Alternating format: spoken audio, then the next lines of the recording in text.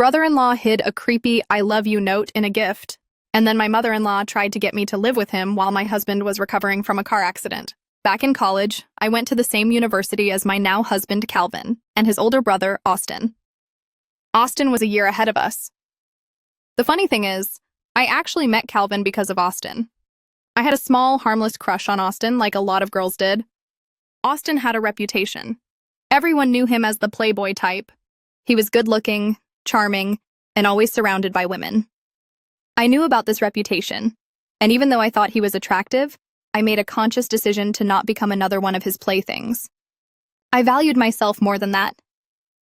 Of course, my best friend at the time found out about my little crush, and as best friends do, she teased me about it constantly. It got to the point where pretty much all of our mutual friends knew. I'm pretty sure, though it was never said directly, that word got back to Austin himself. That's when things started to get complicated. Austin started flirting with me in group settings. He'd be overly friendly, always finding a way to sit next to me or touch my arm. He got my phone number from someone and started texting me. He'd send these complimentary messages saying I was girlfriend material and things like that.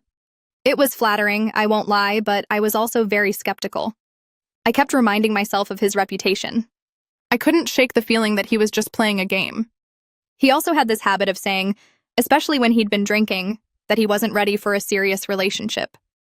He wanted to enjoy his carefree moments, he'd say. It was a huge red flag, and it reinforced my doubts about his sincerity.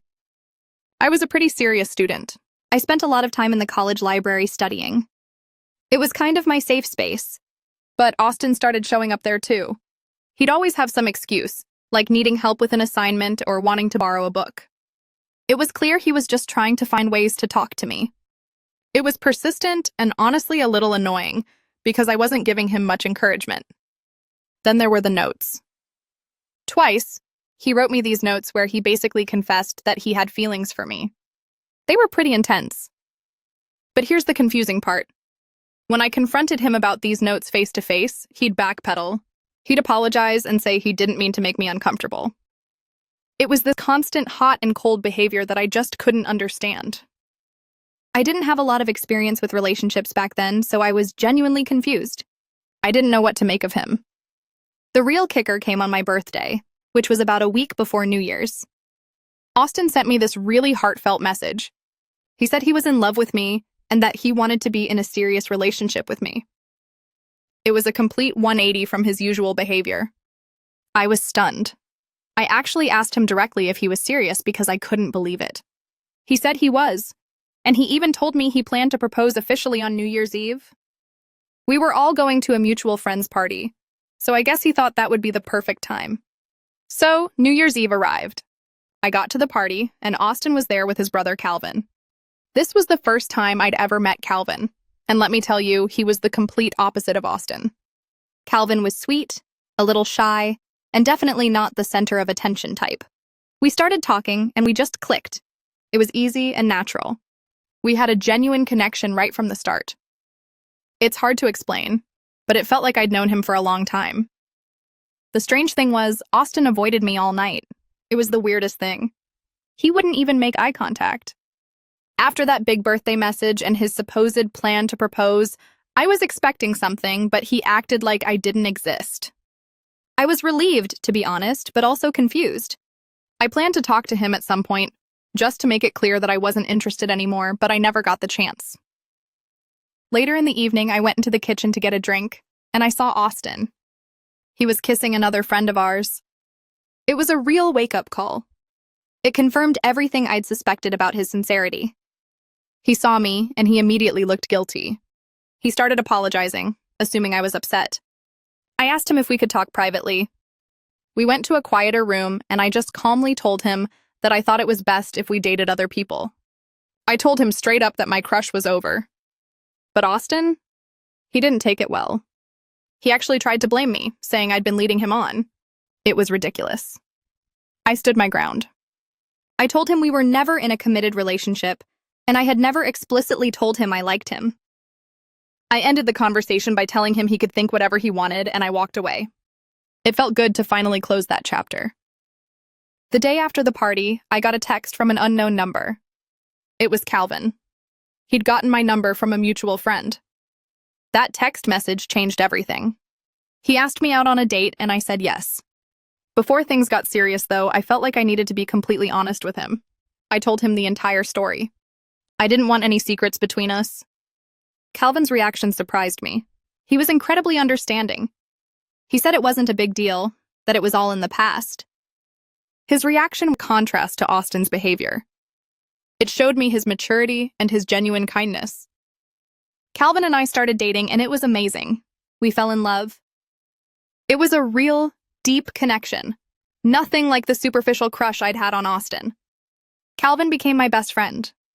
Everything to me. He was the best thing that could have ever happened to me. But the situation did not sit right with Austin. He was cold toward me whenever he would see me. Over the years, Austin consistently found ways to interfere with our relationship. He'd insert himself into our plans. For example, if Calvin and I had tickets to a concert, Austin would suddenly decide he had to see that band too, and he'd invite himself along. Or if we were having a quiet movie night at home, he'd show up wanting to play board games or do something else that involved everyone. It was like he couldn't stand for us to have any time alone. Especially since, at the time, Calvin and Austin were living together. My resentment towards Austin started to grow. I talked to Calvin about it, telling him that Austin's behavior was weird. It was hard to ignore, and it wasn't like Austin was in a relationship himself. He continued his playboy lifestyle, sleeping with multiple women, so it wasn't like he was pining after me. Then there was the big brother talk. When Calvin and I started getting serious, having dinners with each other's families, Austin took Calvin aside. He told Calvin that he shouldn't get serious with me, that there were plenty of fish in the sea. He even tried to convince Calvin to sleep with other women. It was disgusting. Calvin told me about this conversation, and I was furious. It felt like a deliberate attempt to sabotage our relationship. But I trusted Calvin completely. I knew he would never do anything like that. After 2 years of dating, Calvin and I decided to move in together. It was a big step, and we were both excited. Austin, however, was not happy. He tried to convince Calvin to let him move in with us. It was incredibly awkward. I flat out refused. I knew it would be a disaster. Austin then started spreading rumors about me to our mutual friends. He said I was coming between him and Calvin, that I was controlling Calvin's life. Calvin shut that down quickly when he heard about it, but Austin's behavior just kept escalating. The worst incident happened at a bowling alley.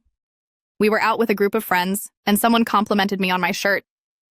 Austin, seemingly on purpose, spilled his drink all over me. Later, he apologized, but then he made this incredibly inappropriate comment, telling me I shouldn't wear revealing clothes around him. It was creepy. It made me so uncomfortable I actually considered breaking up with Calvin at that point, just to get away from Austin's constant interference and unsettling behavior. Calvin and I had a serious conversation about Austin. Calvin, for the first time, admitted that Austin's behavior was indeed odd. He'd been dismissing it for a long time, but he finally saw it for what it was. We decided to distance ourselves from Austin. Calvin would still see him one-on-one if he wanted to, but I stopped going to any group gatherings where Austin was present. It was a necessary step to protect my own well-being and our relationship. Of course, our friends noticed the change. Word got back to Austin, and then I received a long apology message from him. He said he was happy for me and Calvin, and that he would stop interfering. And surprisingly, he actually seemed to mean it. He stopped making me uncomfortable. We had a period of relative peace. Calvin and I got married. It was a beautiful day, a celebration of our love. But even at the wedding, there was a small red flag. Austin was Calvin's best man, and during his speech, he made a reference to his past crush on me. He framed it as a sacrifice he'd made for his brother. Everyone laughed, thinking it was a sweet gesture. But I was mortified. It felt like he was bringing up the past in a way that was inappropriate and unnecessary. Calvin didn't seem bothered by it, though, so I decided to let it go. I didn't want to cause any drama on our wedding day. Austin turned 30, and his family started putting pressure on him to settle down. His parents kept urging him to find a serious partner, but he always laughed it off. Calvin confided in me that he found it genuinely strange that Austin had never been in a serious, committed relationship. He said Austin was a good-looking guy, had a good job, and was generally a fun person to be around. Calvin tried to talk to Austin about it, but Austin just brushed him off. 2 years ago, Calvin threw me a small birthday party. Austin gave me a large, expensive-looking gift. He specifically told me to open it later, away from everyone else. That immediately felt suspicious. I agreed, and we moved on to other presents. Later that night, after the party, Calvin and I opened Austin's gift together. It was a heart-shaped box filled with chocolates, and in the center, there was a diamond necklace. Calvin was taken aback. He said it was a really inappropriate gift, something you'd give to a romantic partner, not your brother's wife. He tried to rationalize it, saying maybe Austin was just clueless about gifts because he'd never been in a serious relationship. But I could see the concern in his eyes. I put the necklace away in a drawer, trying to forget about it. About a year later, I was cleaning out my drawers and found the necklace again. I was just fiddling with it, and I discovered that it opened. There was a hidden compartment inside. There was a small folded note. The note was in Austin's handwriting. It said simply, "I love you." I felt physically sick. That night, I showed Calvin the necklace and the note. He was shocked at first, and then he got angry. We talked about what to do. We knew this could cause a major rift in the family, but we couldn't ignore it. We decided to call his parents. They were shocked too. His dad was livid, but his mother tried to defend him. His father shut it down immediately, telling her no matter what, that it was inappropriate. Calvin made the decision to confront his brother. His dad agreed. The next day, we invited Austin to lunch. We brought the note. We started talking about it gently, and then Calvin just put the note on the table in front of Austin. I watched his face carefully. I saw a flicker of worry and panic before he managed to compose himself. I told Austin that I found the note deeply inappropriate and that I couldn't let it slide any longer. Calvin asked him, point blank, if he had romantic feelings for me. He said it seemed like the only explanation for his behavior over the years. Austin started laughing nervously. He then launched into this elaborate explanation. He said he'd been secretly seeing a woman named Anna for the past year. He claimed he bought 2 similar necklaces, one for Anna and one for me, as birthday gifts. He said the note was meant for Anna, and he had no idea how it had ended up in the necklace he'd given to me. He denied having any romantic feelings for me whatsoever. Calvin and I were speechless. It was such an unexpected explanation. It sounded crazy, but it was also kind of believable. It was the sort of bizarre mix-up that could happen. Calvin, still skeptical, asked him more about this Anna. Austin gave us details, and then he showed us pictures of himself with her. She was beautiful, and Austin genuinely looked happy in the photos. It lent credibility to his story. I felt a wave of relief. Austin's explanation and the photos made sense. I was happy for him, that he'd found someone. Austin apologized profusely and sincerely for the confusion. He promised to be more careful in the future. We all had a good laugh about it, the tension completely gone. We agreed never to speak of it again. It was a closed chapter. A weird misunderstanding. Austin eventually married Anna. She seemed perfect for him. They both loved adventure and seemed genuinely happy. But it didn't last. This year, Austin was caught cheating on Anna. He'd been communicating with multiple women on dating apps. It turned out Anna was also cheating, having an affair with a coworker. They decided to get a divorce, admitting they weren't compatible. Austin moved back in with his parents. He's been living there for the past 2 months. He also lost his job because of his depression after the divorce. He spends his days in his room playing video games. Calvin has tried to intervene, encouraging him to find a new job, but it hasn't worked. Whenever Calvin and I visit his parents, Austin is always there, and he started paying excessive attention to me again. He'd get uncomfortably close when he talked to me. At first, I didn't really register it. I thought maybe it was just because he was depressed. But then there was this incident with a video game. Austin was teaching Calvin and me how to play one of his games. Calvin got an important work call and had to step away. Austin was showing me how to use the controller, and he sat very close to me. He put his hand over mine on the controller, supposedly to guide me, but his hand lingered there for much longer than necessary. It made me incredibly uncomfortable. I immediately got up and went to find Calvin. I asked him to take me home. He could tell something was wrong. On the drive home, I told him about Austin's hand-holding and how uncomfortable it made me. Calvin was furious. He wanted to confront Austin right then and there, but I convinced him not to. I was worried that if we confronted Austin while he was living with his parents, he might get kicked out, making the situation even more awkward. I was also afraid that my mother-in-law wouldn't believe me and would accuse me of causing trouble. I made a decision, though. I would never let my guard down around Austin again, and I would never be alone with him. Then the unthinkable happened.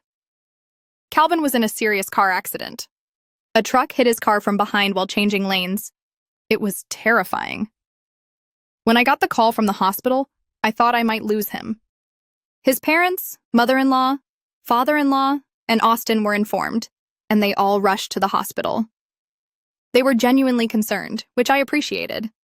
Austin, surprisingly, was very supportive, constantly checking in and offering to help. My own parents, worried sick, flew in to be with me. Calvin started to recover, but it was a slow process. At first, he was only allowed one visitor at a time. I visited him every day. I'd read to him, play his favorite music, anything to comfort him. I was so incredibly grateful that he was alive and fighting to get better. His parents visited regularly too.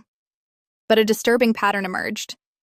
Whenever Austin came with them, instead of focusing on Calvin, Austin would direct most of his attention to me. He'd hug me a lot, touch my cheeks, and tell me to remain strong. He'd say things like, if anything were to happen to Calvin, he'd be there for me. It was so inappropriate and uncomfortable. I actively tried to distance myself from him, but it was difficult in the close confines of the hospital room. His mother would also encourage it, constantly mentioning how I shouldn't be alone. During one visit, Calvin, trying to lighten the mood, made a joke. He said that if anything were to happen to him, I could always be with his brothers since they all look similar. It was a terrible joke, and it hit me hard. I just went silent. Calvin immediately realized he'd messed up and apologized, but I broke down. Calvin leaned forward despite his injuries to comfort me. He was so concerned. I finally told him everything. I said I could never be with Austin because I didn't love him, and I never had, beyond that initial silly crush. I told him how frustrated I was that people didn't seem to take my feelings seriously. I confessed my long-held suspicion that Austin had never gotten over me and that he still had romantic feelings. I told him about Austin's inappropriate behavior during the hospital visits, the touching, the comments, and I also told him that I believed my mother-in-law was aware of Austin's feelings and was actively enabling his behavior, turning a blind eye to it all. Calvin apologized sincerely. He realized how much I'd been holding in, how much of a burden I'd been carrying. He admitted that he too had long suspected that Austin had feelings for me, but he'd given his brother the benefit of the doubt for far too long. It was a huge relief to finally be on the same page. After a moment, Calvin came up with a plan. He said we needed to expose both Austin and his mother, and we needed concrete proof. The plan was for me to call my mother-in-law and ask for financial help with the medical bills. The idea was this. If she genuinely cared about both her sons equally, she'd offer to help without hesitation. But if she hesitated, made excuses, or attached conditions to her help, it would strongly suggest she was aware of an underlying issue. I agreed to the plan. The next day, I met my mother-in-law in the hospital cafeteria. I started by talking about how expensive the medical bills were, how worried I was about the financial strain. To my surprise, she immediately and unconditionally offered to pay the bills. I felt a moment of relief. Maybe I'd been wrong about her. But then she dropped the other shoe. She said that I should move in with her and her husband in Austin until Calvin fully recovered. She said I shouldn't be alone in an empty house during such a vulnerable time. And then she added, crucially, that Austin was lonely and missed his brother, implying that I could provide him with company. I felt sick to my stomach. The implications of her words were clear and disgusting. She wasn't just offering help.